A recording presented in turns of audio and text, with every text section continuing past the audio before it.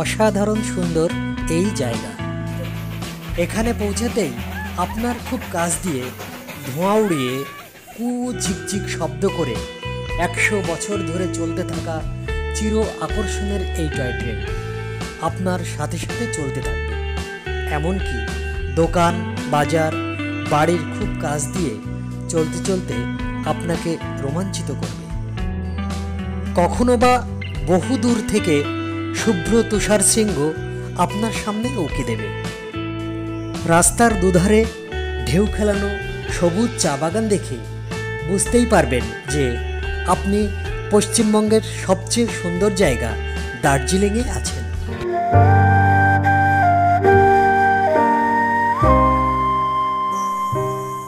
6700 fit উচ্চতায় দার্জিলিং পূর্ব হিমালয়ের পাহাড়ে অবস্থিত অসাধারণ সুন্দর শৈল শহর।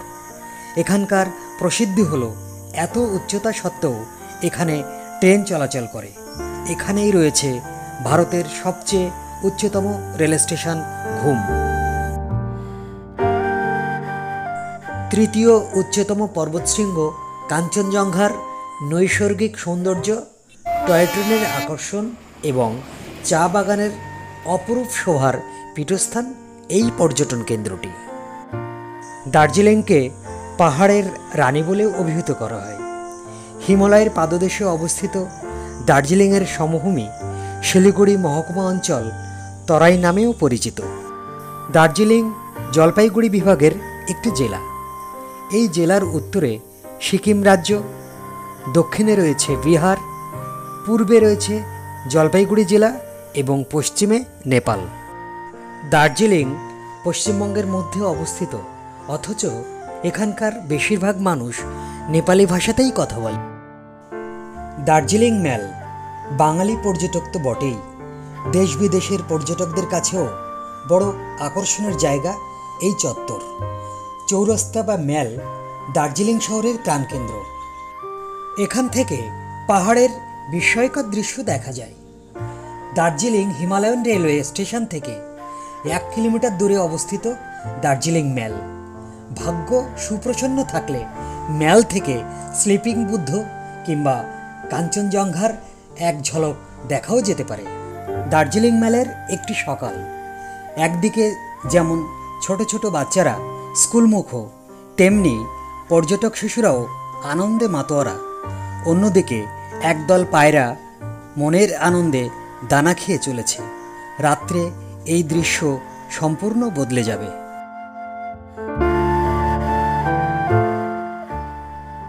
এই সেই বিখ্যাত সেলফি পয়েন্ট। এখানে ছবি না তুললেই নাকি দার্জিলিং ভ্রমণ অসম্পূর্ণ, অন্তত অনেকে তাই মনে করেন। গ্লেনারিসের সামনে ছবি অনেক হলো, এবার ভেতরে ঢোকার পালা। শোকেজে সাজানো আছে আকর্ষণীয় খাদ্যবস্তু। ঝুড়িতে করে পছন্দ মতো তুলে নাও এবং কাউন্টারে বিল পে করো। আমরাও কিছু নিয়ে কাউন্টারে অপেক্ষা করছি। আপনারা চাইলে বসেও খেতে পারেন এখানে। বাতাসিয়া লুপ হলো একটি সর্পিল রেলপথ। দার্জিলিং জেলায় হিমালয়ান রেলওয়ের আরোহণের গ্রেডিয়েন্ট কমানোর জন্য তৈরি করা হয়েছে। এখানে টয় ট্রেন এসে এক চক্কর কেটে সুড়ঙ্গের মধ্য দিয়ে প্রবেশ করে পাহাড়ের মাথার উপর দিয়ে চলতে চলতে সুউচ্চ ঘুম স্টেশনে পৌঁছায়, যেখানে আজও 100 বছরের পুরনো বাষ্পচালিত ইঞ্জিন দেখা যায়। আর এই ট্রেনগুলো এত ছোট ট্র্যাকের উপর দিয়ে চলে, ভাবলে বিস্ময় জাগে। 2 ফুট ট্র্যাকের উপর দিয়ে কিভাবে এত বড় একটা ট্রেন চলতে পারে? ছোট ট্র্যাকের কারণেই একে টয় ট্রেন বলা হয়ে থাকে। এ এক মজার টয় ট্রেন, যেখানে বাচ্চাদের সাথে সাথে বড়রাও সমান আনন্দ উপভোগ করে, কারণ এই টয় ট্রেন যাত্রা সত্যিই খুব মজাদার। দার্জিলিং স্টেশন থেকে 1000 ফিট উঁচুতে অবস্থিত ঘুম স্টেশন। এই 2 স্টেশনের মাঝে রয়েছে বাতাসিয়া লুপ।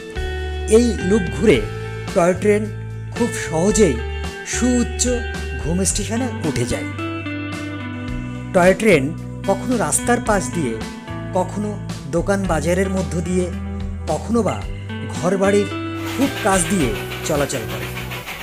তবে খুশির খবর এই, 100 বছরের বেশি সময় ধরে ট্রেন এভাবে চলছে, কিন্তু কোনো দুর্ঘটনা কোনোদিনও ঘটেনি। দার্জিলিংয়ে যে শুধু টয় ট্রেনেই আছে আর কিছু নেই, এটা ভাবার কিন্তু কোনো কারণ নেই। ব্রিটিশ ইন্ডিয়ার সময় থেকেই ইংরেজদের হাত ধরে চায়ের উৎপাদন শুরু হয়। দার্জিলিংয়ের জলবায়ু ও পরিবেশের কারণে এখানকার চা গুণমানে উৎকৃষ্ট হতে শুরু করে এবং শীঘ্রই তা জগৎ বিখ্যাত হয়ে যায়।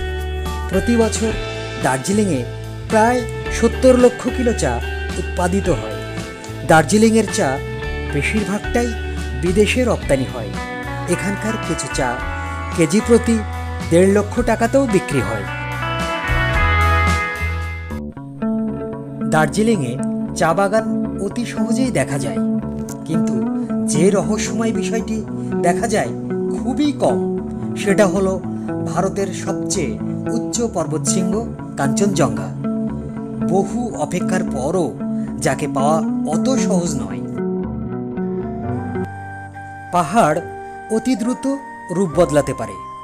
চোখের পলকে একরাশ কুয়াশাচ্ছন্ন মেঘ আকাশটাকে ঢেকে দেবে, কখনো বা মেঘের আড়াল থেকে উকি দেবে সূর্যদেব, আর ঠিক তখনই আপনার সামনে প্রকট হবে বরফে ঢাকা শুভ্র হিমালয়ের সুউচ্চ শৃঙ্গ, যা দেখার জন্য সারা পৃথিবী থেকে মানুষ ছুটে আসে।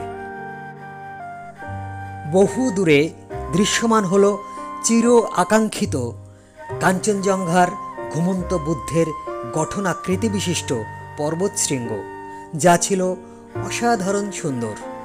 বহুকাল আমার স্মৃতিপটে সতেজ থাকবে এই দৃশ্য।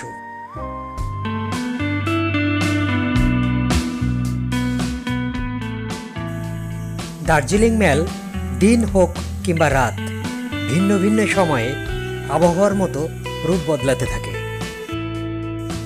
দার্জিলিং শুধুমাত্র একটি শহরই নয়, এটি একটি সুন্দরতম পৃথিবীও বটে, যেখানে কোলাহল, নীরবতা, পুরনো রেল ইঞ্জিনের হুইসেল, স্ট্রিট ফুড, প্রাচীন ঐতিহ্য মিলেমিশে একাকার। এই সকল মুহূর্তের সাক্ষী হয়ে রাতে দার্জিলিং মেলে বসে চায়ের কাপে চুমুক দেওয়ার মজাই আলাদা। দার্জিলিং মেলের মধ্যে অবস্থিত প্রাচীন মহাকাল মন্দিরটি বেশ সুন্দর এবং প্রসিদ্ধ। Padmaja Naidu Himalayan geological park বাচ্চাদের একটি আকর্ষণের অন্যতম কেন্দ্রবিন্দু। হিমালয়ান রেড পান্ডা রয়েছে এই পার্বত্য চিড়িয়াখানায়। এই জুওলজিক্যাল পার্কে প্রবেশ মূল্য 70 টাকা। দার্জিলিংয়ের কিছু স্থাপত্য শিল্প ইতিহাসের সাক্ষ্য বহন করে চলেছে সেই কোন সুদূর অতীত থেকে। দার্জিলিং থেকে 15 কিলোমিটার দূরে অবস্থিত একটি গ্রাম, যার নাম লেপচা জগৎ। দার্জিলিংয়ে যতই ঝলমলে পরিবেশ থাকুক না কেন, এখানে কিন্তু চিত্রটা সম্পূর্ণরূপে ভিন্ন।